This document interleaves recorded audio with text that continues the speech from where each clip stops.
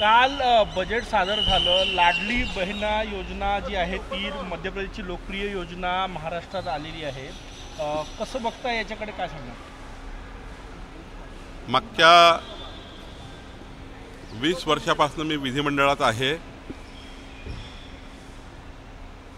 ऐतिहासिक बजेट कधीच बघितलं नव्हतं, पण यावेळी महायुती सरकारने शेतकरी, शेतमजूर, आमच्या बहिणी आणि या महाराष्ट्राच्या सर्वांगीण विकासाकरता सर्व घटकांकरता उत्कृष्ट बजेट महायुती सरकारने दिलं आहे। मी महाराष्ट्राच्या 14 कोटी जनतेच्या वतीने, कारण बजेट आपण ऐकलेलं आहे, बजेटचे मुद्दे, बजेटमधून जनतेला काय मिळणार आहे हे आपल्याला जनतेला माहिती आहे। त्यामुळं एक उत्कृष्ट बजेट महायुती सरकारने दिलं आहे। मी महायुती सरकारचं खूप खूप अभिनंदन करतो। ज्या लाडली बहिणामध्ये ज्या महिलांना श्रावण बाळासारख्या इतर योजनांचा लाभ होत असेल त्यांना यातून वगळण्यात आल्याची माहिती आहे। काय तांत्रिक नाही, सरकारने जो निर्णय घेतला आहे त्या निर्णयाचा शासन निर्णय निघाला आहे आणि मला वाटतं की सरकार म्हणून जी घोषणा काल बजेटमध्ये झाली, लाडली बहीण योजनेमध्ये या ठिकाणी या महाराष्ट्राच्या आमच्या सर्व बहिणींना त्याचा फार मोठा फायदा होणार आहे। उद्धव ठाकरेंनी काल टीका केली या बजेटवर, कसं उत्तर देणार त्या टीकेला? नाही, उद्धव ठाकरे यांचं मी ऐकलेलं आहे, त्यांचं यापूर्वीचंही मी ऐकलेलं आहे की मला बजेट समजतच नाही आणि जेव्हा दुसरं बजेट येतं तेव्हा मला समजायला लागतं। मुख्यमंत्री असताना ज्यांना बजेट समजत नाही असं म्हणणारे उद्धव ठाकरे आणि जे उद्धव ठाकरे मुख्यमंत्री असताना 2दा मंत्रालयात आले 2.5 वर्षात, ज्यांच्या खिशाला पेन आपण बघितला नाही, ज्यांना बजेट समजत नाही, त्यांनी स्वतःहून म्हटलं ते बजेटवर बोलायला लागले आहे। जर त्यांना बजेट समजलं असतं, बजेटचा मतितार्थ समजला असता तर काल त्यांनी प्रतिक्रिया देताना थोडा अभ्यास करून दिली असती। 2.5 वर्ष मुख्यमंत्री असताना आपण काहीच करायचं नाही, मात्र इतक्या चांगल्या बजेटला, इतक्या चांगल्या योजनांना, इतक्या चांगल्या कर्तव्यनिष्ठ सरकारच्या कामाला फक्त विरोधक म्हणून टोमणे मारायचे, विरोधाकरता विरोध करायचा। उद्धव ठाकरेजी जरा बजेट मांडणं, बजेटचा जरा अभ्यास करणं हे थोडं त्यांना शिकावं लागेल, मगच त्यांचं भाषण। आता लोक कंटाळले आता उद्धव ठाकरेंना, तेच ते भाषण, तेच ते टीका। त्यामुळे मला वाटतं त्यांच्या टीकेने काही होणार नाही।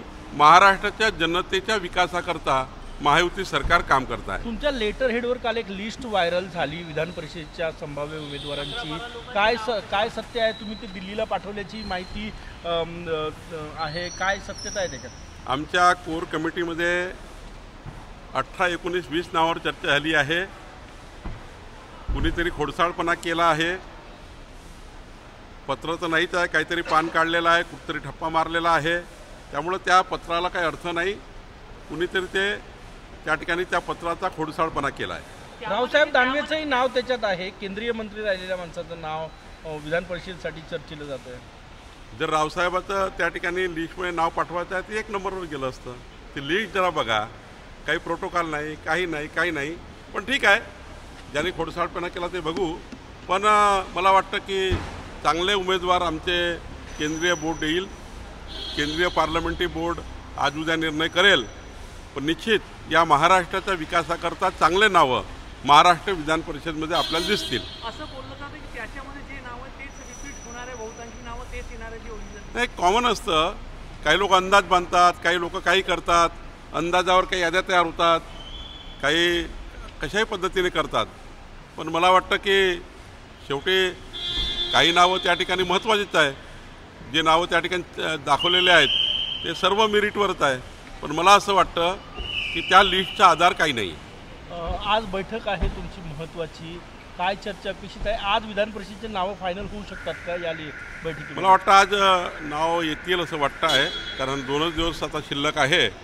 आजची बैठक जी आहे, विधानसभा निवडणुकीचे प्रभारी माननीय भूपेंद्र यादवजी, केंद्रीय मंत्री आणि आमचे अश्विनी वैष्णवजी हे सुद्धा बैठकीला येत आहे. या बैठकीतनं आमचा कोर ग्रुपची बैठक आहे. आमचे 21 लोकांचा जो कोर ग्रुप आहे त्याची बैठक आहे. लगेचच मग निवडणूक व्यवस्थापन समितीची बैठक आहे आणि यातनं मग महाराष्ट्राच्या निवडणुकीला समोर कसं जायचं याची भूमिका ठरणार आहे. 14 तारखेला पुण्यामध्ये आमची विस्तृत राज्याची कार्यकारिणी आहे. 4-4.5 हजार प्रतिनिधी त्या कार्यकारिणीला उपस्थित राहणार आहे आणि माननीय अमित भाईंना आम्ही वेळ मागितलेला आहे. त्यांनी येण्याचं मान्य केलं आहे. 14 तारखेला पुण्यामध्ये राज्याची विस्तृत कार्यकारिणी होईल आणि त्यामधून सुद्धा आम्ही निवडणुकीच्या कार्यक्रमाबद्दल चर्चा करू. विधान परिषदेच्या सभापती पदावर भाजपनं दावा केला अशी माहिती आहे. तुम्ही त्या सभागृहाचे सदस्य आहात. विधान परिषदेमध्ये नक्कीच भारतीय जनता पार्टीचा सभापती असावा, पण सर्वच महायुतीच्या घटक पक्षाशी याकरता बोलावं लागेल. माननीय मुख्यमंत्री अजित पवारजी आहेत, आमचे 11 पक्ष आहे, सर्वांशी बसून निर्णय करू. बजेटमध्ये जे तरतूद केली आहे त्यामुळे शेतकऱ्यांना भविष्यात मोफत वीज देता येऊ शकते अशा पद्धतीची तरतूद आहे सोलरमुळे. काय अत्यंत चांगला निर्णय आहे की शेतकऱ्यांना मोफत वीज मिळेल आणि हे सोपं आहे पुढच्या काळात, कारण आता सोलरवर वीज तयार होते. ती वीज फार कमी दराने तयार होते. आताची वीज ही लँडिंग कॉस्ट फार महाग पडतं, 6-6.5 रुपये कॉस्ट पडतं आणि त्यामध्ये मग सरकारला सबसिडी द्यावं लागतं. सबसिडी देण्याऐवजी सोलरचे प्रकल्प जर उभे केले तर पुढच्या 3-4 वर्षामध्ये सर्वच शेतकऱ्यांना सोलरायझेशन करून आपल्याला मोफत वीज देता येऊ शकतं. एक चांगला निर्णय माननीय देवेंद्रजी यांनी ऊर्जामंत्री म्हणून, कारण ते उपमुख्यमंत्री ऊर्जामंत्री आहे आणि बजेटमध्ये त्याबद्दलची घोषणा केली. मी शेतकऱ्याच्या वतीने हा ऐतिहासिक निर्णय जो घेतला मोफत वीज देण्याचा, हा निर्णय फार ऐतिहासिक आहे. महाराष्ट्राच्या 45 लाख शेतकऱ्यांना एक मोठा आधार देणारा आहे. कधी काळामध्ये अवकाळी पाऊस आला, काही आलं, त्या काळात शेतकरी वीज बिल भरू शकत नाही, पण मोफत वीज दिल्याने मात्र शेतकऱ्यांचा हे प्रोडक्टिव्हिटी वाढणार आहे, GDP वाढणार आहे राज्याचा. जेवढा शेतकऱ्याला आपण मदत करू तेवढी GDP राज्याची वाढतं. ते काल उद्धव ठाकरे म्हटले की 0 बिल जे आहे ते मिळणार आहे का विजेचं, त्याच्याबद्दल काय का सोलरची वाट पाहणार आहे की पुढच्या महिन्यापासून 0 बिल येणार आहे? राज्याच्या अर्थसंकल्पामध्ये स्पष्टपणे घोषणा झाली आहे. सरकार स्पष्टपणे त्या ठिकाणी निर्णय घेणार आहे. उद्धव ठाकरेंना बोलायचा काय अधिकार आहे? 2.5 वर्ष त्यांनी काहीच केलं नाही. 2.5 वर्ष जो व्यक्ती पेनच घेतला नाही हातात, त्यांनी 2.5 वर्ष मंत्रालयात आले नाही, दोनदा सुद्धा मंत्रालयात आले मी बघितलं. आणि त्यामुळं असे व्यक्तीला याबद्दल बोलायचा फार अधिकार नाही.